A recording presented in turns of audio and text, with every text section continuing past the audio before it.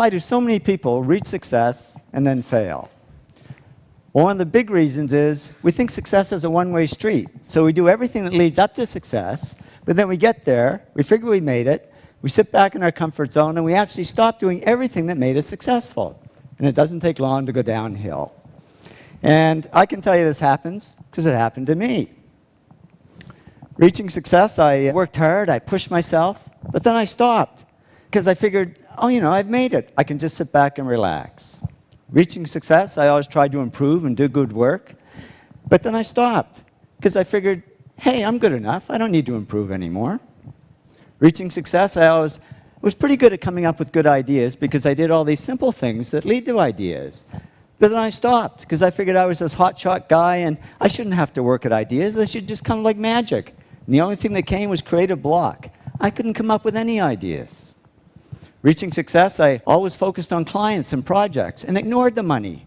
But then all this money started pouring in, and I got distracted by it.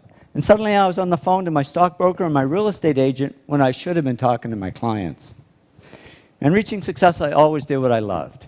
But then I got into stuff I didn't love, like management. I'm the world's worst manager, but I figured I should be doing it because I was, after all, the president of the company. Well, soon a black cloud formed over my head, and here I was, outwardly very successful, but inwardly very depressed. But I'm a guy. I knew how to fix it. I bought a fast car. It didn't help.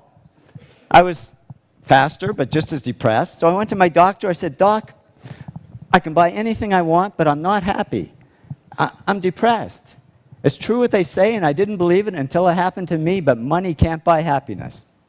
He said, no, but it can buy Prozac. And he put me on antidepressants. And yeah, the black cloud faded a little bit, but so did all the work, because I was just floating along. I couldn't care less if clients ever called. And clients didn't call, because they could see I was no longer serving them, I was only serving myself. So they took their money and their projects to others who would serve them better.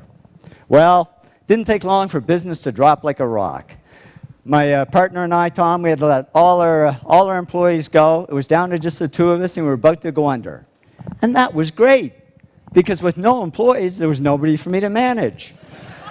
So I went back to doing the projects I loved. I had fun again, I worked harder, and to cut a long story short, did all the things that took me back up to success.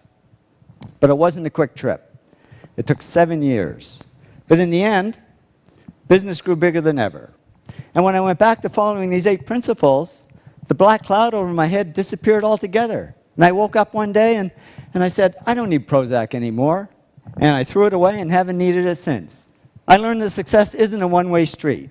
It doesn't look like this. It really looks more like this. It's a continuous journey.